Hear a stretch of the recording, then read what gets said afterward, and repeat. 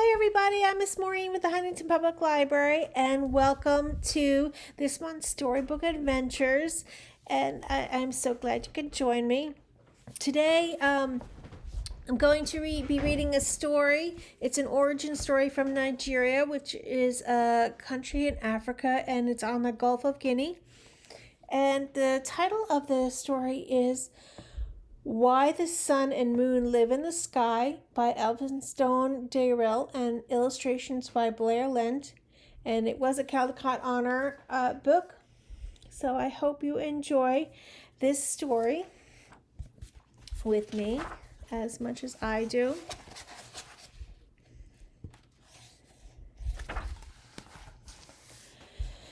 Many years ago, the sun and water were great friends, and both lived on the earth together. The sun very often used to visit the water, but the water never returned the visits. At last the sun asked the water why it was that he never came to see him in his house. The water replied that the sun's house was not big enough, and that if he came with his people, he would drive the sun out.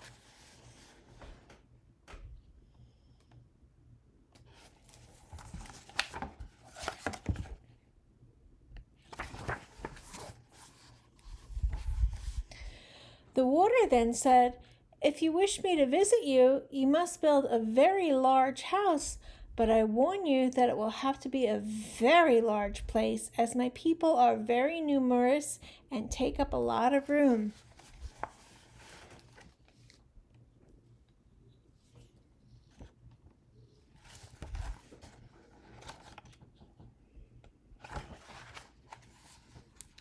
The sun promised to build a very large house, and soon afterwards he returned to his wife, the moon, who greeted him with a broad smile.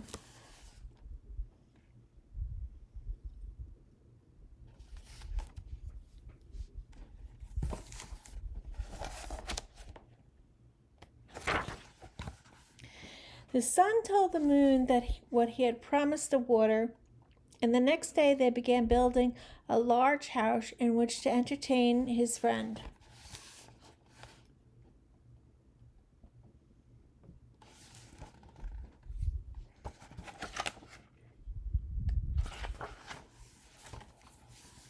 When it was completed, he asked the water to come and visit him.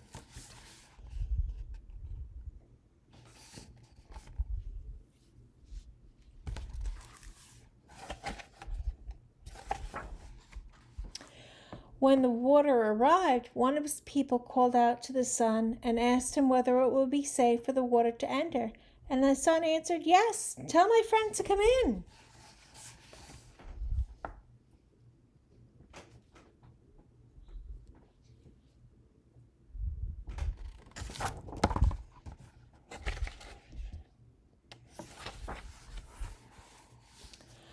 The water then began to flow in, accompanied by the fish and all the water animals.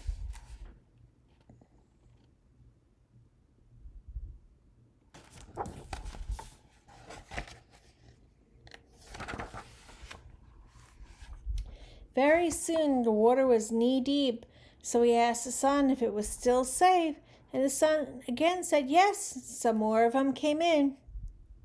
When the water was level with the top of a man's head, the water said to the sun, "Do you want more of my people to come?"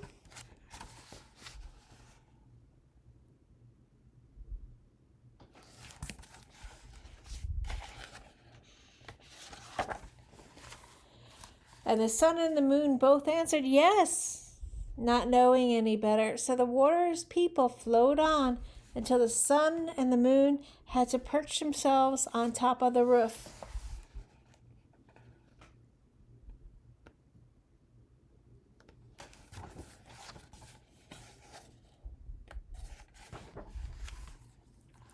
Again, the water addressed the sun. He received the same answer. Some more of his people rushed in.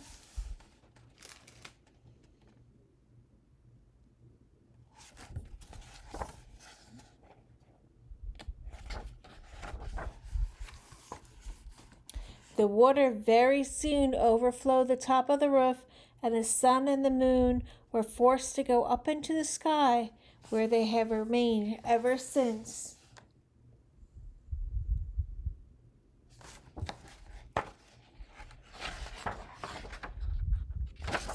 The end. I hope you enjoyed that origin tale from Nigeria. And now, if you are a Huntington Public Library member, I hope you picked up your kit with your craft, and within that craft you would have had a little baggie full with a little bit of this Crayola air dried clay, and then a little condiment cup with Mod Podge. As for coloring the clay, you can basically use anything. This is my sample of what I did.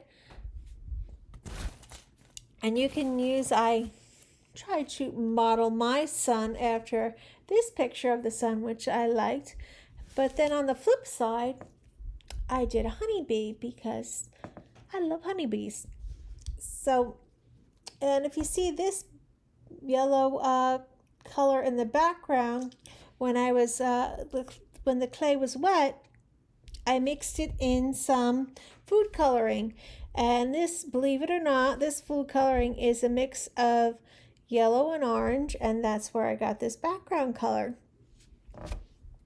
Now, so you can make sure you can ask your grown-up for some food coloring. And then I took my own little bit of clay, and I have a little bit bowl of water, because when you mush and knead your clay, just as if you were baking bread, you want it to be wet, as you'll see with my flattened out piece now that I just did. So you want it wet, and you want to mush it down. And at this time, you can, like I said, you can mush it with some food coloring, or you can keep it plain and then color it after, once it's dry. And at this time when it's wet is also when you could add beads or something and stick it into the wet clay. So that's what I do. Now, before you mess around with it, just so you remember, you must let it dry for at least a day, if not 2 days. The thicker the clay is, the more time you want it to dry. This one I let dry in a cool place, basically on a table in a room that wasn't too hot, wasn't too cold, and I just let it dry for at least 2 days. It might have been even a little bit more than 2 days, but I did flip it halfway through, so not just one side. And make sure you roll and work out your clay on a piece of wax paper. Okay, so here's my wet clay that I worked, and as you can see, it's glistening a bit from the water that I had used because I mushed it up. And again, if you want to use food coloring, this would be the time to do it. So it's all nicey nice and shining, and it's on the wax paper. As you can see, the wax paper had gotten quite messy, as did my hands, but I washed them since I can't hold a camera, or phone rather, while I'm doing this. And also, this is a time if you want to poke holes in it. That's what I'm going to do now. I'm gonna poke some holes in it because I know I want to string some things through it. So I wouldn't get too close to the edge, because when it dries and then you're having it, it won't have the strength. It would have a weak point. So I would put it. Oh, there we go. Let me smooth that out. I would put the hole in a little bit, just right there. And I'm just using a toothpick, and I'm just circling it through until I think that's as big as I want it. And I'm going to do a couple of them. Another thing you could do while it's still wet, if you have beads or nice